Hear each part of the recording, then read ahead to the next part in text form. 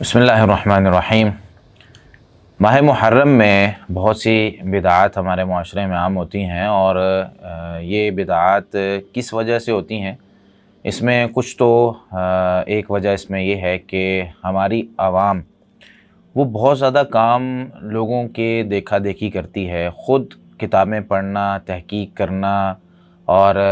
دلائل کا موازنہ کرنا یہ بہت کم لوگوں میں ہمارے معاشرے میں ہے۔ تو اس وجہ سے جب دیکھتے ہیں کہ ایک بندہ ایک کام کر رہا ہے، آہستہ آہستہ اس کو دیکھ کے دوسرا شروع کرتا ہے، تیسرا شروع کرتا ہے، جب 10-12 کرنے لگ جاتے ہیں تو لوگ کہتے ہیں، یعنی ایک دلیل ہمارے معاشرے میں یہ ہے برائی کرنے کے لیے بھی کہ یار وہ تو 10 لوگ 15 لوگ وہ تو کر رہے ہیں، ان کو کوئی منع نہیں کر رہا، تو یہ غلط کیسے ہو گیا؟ تو اس طریقے سے میرے بھائی دلیل نہیں بنتی۔ اور دوسری وجہ یہ ہے کہ کچھ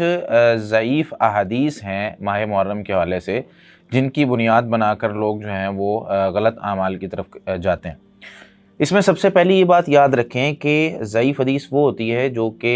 خلاصتاً اگر میں بات کروں، ضعیف حدیث کی بہت ساری قسمیں ہیں، موضوع، منکر، منقطع، مرسل اور بہت ساری اور قسمیں ہیں، لیکن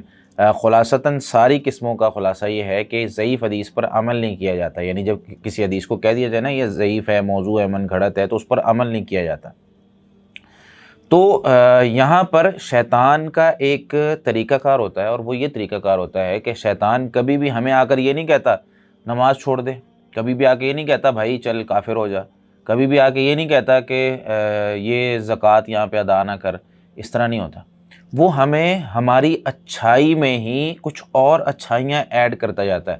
یعنی ہم ایک اچھائی کر رہے ہیں تو وہ کہتا ہے یار اس کے ساتھ تھوڑا یہ بھی کر لے، یہ بھی اچھائی ہے۔ یعنی اگر آپ فجر کی سنتیں ادا کر رہے ہیں تو وہ کہے گا چل یار 2 رکعتیں اور پڑھ لے، وضو کی پڑھ لے، پھر 2 رکعتیں اور پڑھ لے، کرتا کراتا وہ آگے کئی دفعہ انسان کو نکال دیتا ہے، انسان نیکی میں ہی آگے بڑھ جاتا ہے، اور ایک وقت ایسا آتا ہے کہ وہ بدعات میں چلا جاتا ہے۔ تو ہمیں اس لیے یہ اپنا عقیدہ درست کرنا ہے کہ جو کام جتنا نبی مکرم صلی اللہ علیہ وسلم نے جیسے ہمیں سکھا دیا ہے وہ کام اتنا ویسے ہی ہمیں کرنا ہے، اس میں کمی اور زیادتی نہیں کرنی، یہی اصل دین ہوتا ہے۔ تو اس میں جو ضعیف احادیث ہمارے معاشرے میں عام ہوتی ہیں وہ میں آپ کے سامنے جو ہے وہ پڑھ دیتا ہوں، تاکہ ہم، اس کا مقصد کیا ہے کہ ہم سوشل میڈیا پہ، فیس بک، واٹس ایپ، ٹویٹر یا کسی بھی جگہ پہ طریقے سے ہمارے پاس اگر وہ آتی ہیں تو ہم اس کو آگے شیئر نہ کریں اور اس کو ڈیلیٹ کر دیں۔ اسی طریقے سے اگر کوئی ہمیں بیان کرتا ہے تو ہم اسے سمجھائیں۔ اور یہ بات یاد رکھیں کہ کئی دفعہ اس طرح ہوتا ہے کہ شیطان نبی مکرم صلی اللہ علیہ وسلم اور صحابہ کرام کی محبت میں ہمیں بہت ساری چیزیں دے جاتا ہے، اور ہمارے جو معاشرے میں مسلمان ہیں وہ نبی مکرم صلی اللہ علیہ وسلم سے محبت اتنی کرتے ہیں کہ وہ جب ایک بس میں کوئی شخص چڑھتا ہے نا، کہتا ہے یہ وہ سرما ہے جو نبی مکرم صلی اللہ علیہ وسلم استعمال کرتے تھے، ہم آنکھیں بند کر کے خرید لیتے ہیں۔ بھائی نبی مکرم صلی اللہ علیہ وسلم اگر کوئی سرما استعمال کرتے تھے تو ہم اس کی تحقیق تو کریں کہ آپ صلی اللہ علیہ وسلم ایسا کرتے بھی تھے کہ نہیں۔ کبھی سوشل میڈیا پہ دکھایا جاتا ہے جی یہ وہ سلائی مشین ہے جو خدیجہ رضی اللہ تعالیٰ عنہ چلایا کرتی تھی، یہ نبی مکرم صلی اللہ علیہ وسلم کے بال ہیں، یہ آپ صلی اللہ علیہ وسلم کی تلوار ہے۔ بھائی کبھی تحقیق تو کریں، جنہوں نے تحقیق کی ہے ان کی ہم مانتے نہیں ہیں۔ ایک یونیورسٹی میں پی ایچ ڈی کا ایک رسالہ لکھا گیا ہے، تھیسز، اس میں انہوں نے یہ ثابت کیا ہے، یعنی اس کا موضوع یہ تھا کہ نبی مکرم صلی اللہ علیہ وسلم کے حوالے سے آپ صلی اللہ علیہ وسلم کی جتنی بھی جو باقی ماندہ چیزیں ہیں کیا وہ ثابت ہیں کہ نہیں۔ دنیا میں جہاں جہاں کسی میوزیم میں یا کسی بھی جگہ پر پڑی ہوئی چیزیں ہیں، آپ صلی اللہ علیہ وسلم کے بال، تلوار یا جوتے یا کوئی بھی اس طرح کی چیز، کیا وہ ثابت ہیں؟ تو انہوں نے اس میں خلاصہ یہ لکھا ہے کہ نبی مکرم صلی اللہ علیہ وسلم کے آثار میں سے کوئی بھی اس وقت ثابت نہیں ہے۔ تو ہم کیسے کہہ سکتے ہیں کہ یہ تلوار جو ہم سوشل میڈیا پہ دیکھتے ہیں نبی مکرم صلی اللہ علیہ وسلم کی ہے؟ کوئی ثبوت ہے ہمارے پاس؟ کوئی ثبوت ہوتا نہیں ہے، ہم محبت میں میرے بھائی اس کو شیئر کرتے جاتے ہیں، اور دوسری طرف صحیح تعلیمات جو ہیں وہ رہ جاتی ہیں۔ یعنی ضعیف احادیث ہم شیئر کرتے ہیں، غلط انفارمیشن شیئر کرتے ہیں، اور کئی دفعہ صحیح معلومات رہ جاتی ہیں۔ تو سب سے پہلی حدیث جو بیان کی جاتی ہے محرم کے مہینے میں وہ یہ ہے آپ صلی اللہ علیہ وسلم کے حوالے سے کہ جس شخص نے اپنے اہل و عیال پر، اپنے گھر والوں پر عاشوراء کے دن مال خرچ کیا اور خرچ کرنے میں بہت زیادہ ہاتھ کو کھلا رکھا، وسع اللہ علیہ سائر سنتہ، اللہ تعالیٰ اس کا پورا سال اگلا اس پر بہت زیادہ خرچ کرتا رہے گا، اس کو بہت زیادہ مال عطا کرے گا۔ یہ حدیث من گھڑت ہے۔ امام احمد رحمہ اللہ اپنی کتاب میں لکھتے ہیں فی اسنادہ ضعف، اس کی سند میں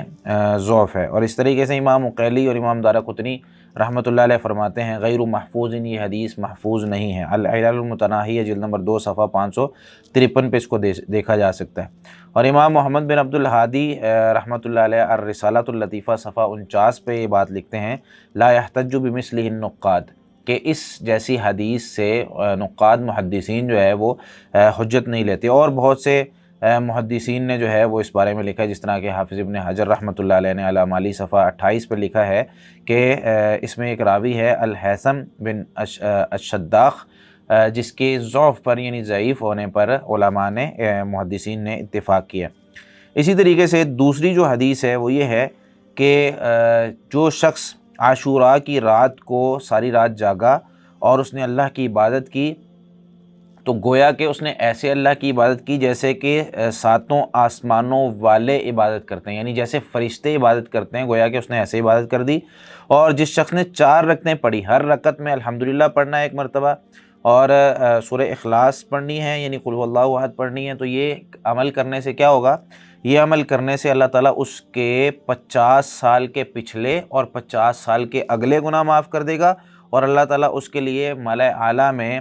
1000 نور کے یعنی روشنی کے ممبر بنائے گا۔ اور جس نے اس رات میں کسی کو پانی پلایا، گویا کہ اس نے کبھی بھی اللہ کی نافرمانی نہیں کی۔ یہ حدیث موضوع ہے، من گھڑت ہے۔ امام ابن الجوزی رحمۃ اللہ علیہ اپنی کتاب موضوعات میں جلد نمبر 2 صفحہ 568 پر کہتے ہیں لا یشک عاقل فی وضعہ، کوئی بھی عاقل عقل مند شخص اس کے موضوع ہونے پر شک نہیں کر سکتا۔ اسی طریقے سے امام سیوطی رحمۃ اللہ علیہ کی کتاب ہے اللآلی المصنوعہ فی الاحادیث الموضوعہ، اس کی جلد نمبر 2 صفحہ 93 پر بھی انہوں نے یہی بات لکھی ہے۔ اسی طریقے سے امام ذہبی رحمۃ اللہ علیہ نے بھی اس کو موضوع قرار دیا ہے۔ تو یہ حدیث بھی من گھڑت ہے۔ تیسری حدیث جو بیان کی جاتی ہے وہ یہ ہے کہ عاشوراء کے دن ظہر اور عصر کے درمیانی جو وقت ہے اس میں 4 رکعتیں پڑھنی ہے، 4 نفل پڑھنے ہیں، ہر رکعت میں سورہ فاتحہ پڑھنی ہے ایک مرتبہ، اور 10 مرتبہ جو ہے وہ آیت الکرسی پڑھنی ہے، اور 1 مرتبہ سورہ اخلاص پڑھنی ہے، اور اسی طریقے سے بلکہ 11 مرتبہ سورہ اخلاص پڑھنی ہے اور معوذتین پڑھنی ہے، یعنی معوذتین سے مراد آخری جو 2 کل ہیں، قل اعوذ برب الفلق، قل اعوذ برب الناس، یہ اس میں جو ہے وہ 15 مرتبہ پڑھنی ہے۔ تو جب یہ اس طریقے سے نماز پڑھ کے کوئی شخص سلام پھیرے گا تو اس کے لیے 70 فرشتے جو ہیں وہ استغفار کریں گے، اور اللہ تعالیٰ اس کو جنت الفردوس میں ایک روشن اور سفید جو ہے وہ اس کا خیمہ بنائے گا، اس کا گھر ہوگا، اس گھر کے اندر کا حصہ جو ہے وہ سبز ہوگا، اور اس دن میں یعنی عاشوراء کے دن میں گھر والوں پر جو وسعت کرے گا اس کے لیے جو ہے وہ اس دنیا کی مثل 3 دنیا، یعنی آپ اس پوری دنیا کو اکٹھا کر لیں، جیسی 3 دنیا ہوں تو پھر اللہ تعالیٰ اس کو اتنا جو ہے وہ عطا کرے گا۔ یہ امام شوکانی رحمۃ اللہ علیہ نے اس کو الفوائد المجموعہ صفحہ 47 پر موضوع یعنی من گھڑت قرار دیا ہے، ایسا نبی صلی اللہ علیہ وسلم سے کبھی ثابت ہی نہیں ہے۔ اسی طریقے سے ملا علی قاری رحمۃ اللہ علیہ کی کتاب ہے الاسرار المرفوعہ فی الاخبار الموضوعہ، اس میں جلد نمبر 1 صفحہ 474 پر انہوں نے اس کو موضوع قرار دیا، اور بھی بہت سے علماء کرام نے اس کو موضوع قرار دیا۔ اسی طریقے سے ایک حدیث یہ بھی ہے کہ عاشوراء کے دن علیحدہ سے کوئی بھی کسی بھی وقت 4 اگر رکعتیں ادا کرتا ہے تو اس کو بھی بہت زیادہ اجر ملتا ہے۔ یہ بھی حدیث صحیح نہیں ہے، امام ابن الجوزی رحمۃ اللہ علیہ نے اسے جو ہے وہ کہا ہے کہ لا یصح، یہ صحیح نہیں ہے، جلد نمبر 1 صفحہ 312 پر۔ 5ویں جو حدیث ہے وہ یہ ہے کہ 6 رکعتیں ادا کرنی ہے، پہلی رکعت میں سورہ فاتحہ، اس کے بعد سورۃ الشمس پڑھنی ہے، اور دوسری رکعت میں انا انزلناہ فی لیلۃ القدر یہ پڑھنی ہے، اور تیسری میں اذا زلزلت الارض زلزالہا یہ سورت پڑھنی ہے، اور چوتھی رکعت میں سورۃ الاخلاص پڑھنی ہے، اور 5ویں رکعت میں سورہ فلق، اور 6ٹھی رکعت میں سورۃ الناس پڑھنی ہے، اور سلام کرنے کے بعد بھی سجدے کرنے 2، اور اس میں جو ہے وہ سجدوں میں یعنی 2 رکعتیں اور پڑھنی ہیں، اس میں قل یا ایھا الکافرون 7 مرتبہ یہ جو ہے وہ پڑھنی ہے۔ تو اس کے بعد پھر ہے کہ وہ اللہ تعالیٰ سے اپنی حاجت مانگے اور اللہ تعالیٰ سے دعائیں کرے۔ ایک پوری لمبی حدیث ہے، اس حدیث کے بارے میں بھی کہا جاتا ہے کہ یہ حدیث موضوع ہے۔ اس کی تفصیل کے لیے جو ہے الآثار المرفوعہ فی الاخبار الموضوعہ جلد نمبر 1 صفحہ 110 کو دیکھا جا سکتا ہے۔ 6ٹھی جو حدیث ہے وہ یہ ہے کہ جس نے عاشوراء کے دن روزہ رکھا اللہ تعالیٰ اس کو 10,000 شہیدوں کا ثواب دیتا ہے، اور جس نے عاشوراء کے دن روزہ رکھا اللہ تعالیٰ اس کو 10,000 فرشتوں کا ثواب دیتا ہے، اور جس نے عاشوراء کے دن روزہ رکھا اللہ تعالیٰ اس کو 60 سالوں کی عبادت کا ثواب دیتا ہے، اور جس نے عاشوراء کے دن روزہ رکھا اللہ اس کو حج اور عمرے کا ثواب دیتا ہے، جس نے عاشوراء کے دن روزہ رکھا اللہ اس کو 7 آسمان اور اس میں جو فرشتے ہیں ان کی عبادت کا ثواب دیتا ہے۔ اور اس طریقے سے پوری ایک لمبی حدیث ہے، یہ اس طرح کی حدیث بھی ثابت نہیں ہے، یہ بھی من گھڑت ہے۔ امام ابن جوزی رحمۃ اللہ علیہ کی موضوعات میں جلد نمبر 2 صفحہ 570 پہ اس کو دیکھا جا سکتا ہے۔ وہ کہتے ہیں موضوع بلا شکن، بغیر کسی شک کے یہ حدیث موضوع اور من گھڑت ہے۔ اسی طریقے سے تنزیہ الشریعہ المرفوعہ عن الاخبار الشنیعہ والموضوعہ امام کنانی رحمۃ اللہ علیہ کی جلد نمبر 2 صفحہ 149 پر اس کو دیکھا جا سکتا ہے۔ اسی طریقے سے 7ویں جو حدیث ہے وہ یہ ہے کہ جو جانور ہیں، یہ کہا جاتا ہے کہ جو جانور ہیں وہ بھی عاشوراء کے دن کا روزہ رکھتے ہیں، یعنی جانور بھی کوئی چیز نہیں کھاتے۔ عجیب سی یہ بات ہے، تو اس کو بھی جو ہے نا علماء کرام یعنی محدثین نے موضوع اور من گھڑت قرار دیا ہے۔ تنزیہ الشریعہ امام کنانی رحمۃ اللہ علیہ کی جلد نمبر 2 صفحہ 156 ہے، اور اسی طریقے سے امام شوکانی رحمۃ اللہ علیہ کے الفوائد المجموعہ فی الاحادیث الموضوعہ جلد نمبر 1 صفحہ 98 پر یہ موجود ہے۔ اسی طریقے سے ایک حدیث جو ہے وہ جو بیان کی جاتی ہے وہ یہ ہے کہ اس دن جو شخص غسل کر لے تو وہ بیماری کے یعنی موت کے علاوہ اسے کوئی بیماری اور نہیں لگ سکتی، یعنی موت ہی آئے گی ڈائریکٹ، اس سے پہلے وہ کبھی بیمار نہیں ہوگا۔ ومن اکتحل بالاسمد، اور جس نے اسمد نامی سرما ڈال لیا یوم عاشوراء، عاشوراء کے دن اس کی آنکھیں کبھی بھی خراب نہیں ہوں گی۔ اور جس نے مسکین ایسے گھر میں کھانا بھیجا یا ایسے گھر والوں کو کھانا کھلایا جس میں مساکین رہتے ہیں عاشوراء کے دن، تو وہ پل صراط سے ایسے گزر جائے گا جیسے کہ ایک بہت تیز بجلی گزرتی ہے۔ اور جس نے عاشوراء کے دن کسی مریض کی عیادت کی تو گویا کہ اس نے آدم علیہ السلام کی تمام اولاد کی عیادت کر لی۔ یہ بھی موضوع اور من گھڑت ہے۔ امام ابن جوزی رحمۃ اللہ علیہ اپنی کتاب موضوعات میں جلد 2 صفحہ 568 پہ کہتے ہیں لا یشک عاقل فی وضعہ، کوئی عاقل اس کے موضوع ہونے پر شک نہیں کر سکتا۔ اسی طریقے سے الفوائد الموضوعہ صفحہ نمبر 75 پہ اس کو موضوع کہا گیا ہے۔ شیخ ابن باز رحمۃ اللہ علیہ کی کتاب ہے تحفۃ الکریمہ، اس میں صفحہ 90 پر اس کو من گھڑت کہا گیا۔ اسی طریقے سے ایک حدیث یہ ہے کہ جو شخص بھی حسین رضی اللہ تعالیٰ عنہ کی شہادت کی وجہ سے عاشوراء کے دن روتا ہے، یعنی اس پر آنسو بہاتا ہے اور غم کا اظہار کرتا ہے، تو وہ اللہ کان یوم القیامت مع اولی العزم من الرسل، تو قیامت کے دن جو بہت پکے عزم والے یقین والے رسول ہوں گے وہ ان کے ساتھ ہوگا۔ تو یہ بھی صحیح نہیں ہے، امام شوکانی رحمۃ اللہ علیہ نے اس پر حکم لگایا لا یصح، یہ صحیح نہیں ہے۔ الفوائد المجموعہ فی الاحادیث الموضوعہ امام شوکانی رحمۃ اللہ علیہ کی جلد نمبر 1 صفحہ 440 پر یہ موجود ہے۔ اسی طریقے سے ایک حدیث یہ بیان کی جاتی ہے کہ اللہ تعالیٰ نے قلم کو، جو سب سے پہلے قلم پیدا کی تھی، اس کو بھی عاشوراء کے دن یعنی 10 محرم کے دن پیدا کیا تھا، اور لوح محفوظ جو ہے اس کو بھی اللہ تعالیٰ نے 10 محرم کو پیدا کیا تھا، اور جبریل علیہ السلام کو بھی 10 محرم کے دن پیدا کیا گیا، فرشتوں کو بھی 10 محرم کے دن پیدا کیا گیا، آدم علیہ السلام کو بھی عاشوراء کے دن پیدا کیا گیا۔ اسی طریقے سے جو ہے ابراہیم علیہ السلام کو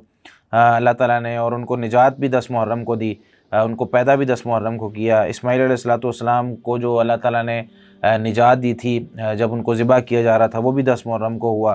اسی طریقے سے اور بہت سے انبیاء علیہ السلام کو کہ ادریس علیہ السلام کا جو واقعہ ہے وہ بھی 10 محرم کو ہوا۔ اللہ تعالیٰ نے آدم علیہ السلام کی توبہ عاشوراء کے دن قبول کی، داؤد علیہ السلام کی گناہ کو بھی عاشوراء کے دن جو ہے معاف کیا گیا۔ اسی طریقے سے بہت سارے اور انبیاء کے سارے ایک لمبی لسٹ ہے، حالانکہ ایسی کوئی حدیث ثابت نہیں ہے۔ اس کو بھی امام ابن الجوزی رحمۃ اللہ علیہ نے اپنی موضوعات میں جلد 2 صفحہ 568 پر موضوع قرار دیا۔ امام بہقی رحمۃ اللہ نے فضائل الاوقات صفحہ 105 پر کہا ہے منکرن وفی پتنہ ما لا یستقیم، اور اس کے متن میں ایسی ایسی باتیں ہیں جو کبھی درست نہیں ہو سکتی۔ اور ابن حبان رحمۃ اللہ علیہ المجروحین میں کہتے ہیں جلد نمبر 1 صفحہ 324 پہ باطل لا اصل لہ، یہ باطل ہے، اس کی کوئی اصل نہیں۔ اسی طریقے سے ایک حدیث یہ بیان کی جاتی ہے کہ جس شخص نے جو ہے وہ عاشوراء کے، یعنی اس میں کچھ مزید باتیں ہیں جو پچھلی حدیث میں تھی، اس کے ساتھ ہی کہ نوح علیہ السلام کی کشتی جو جودی پہاڑ پر بلند ہو گئی تھی وہ بھی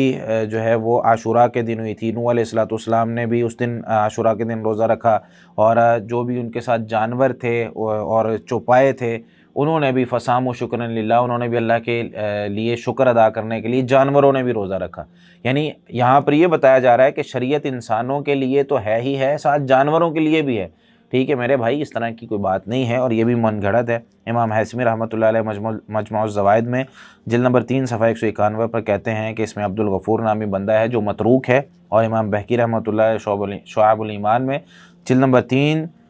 صفحہ 1392 نمبر روایت ہے، اس میں منکر اس کو کہتے ہیں، اور شیخ البانی رحمہ اللہ نے ضعیفہ میں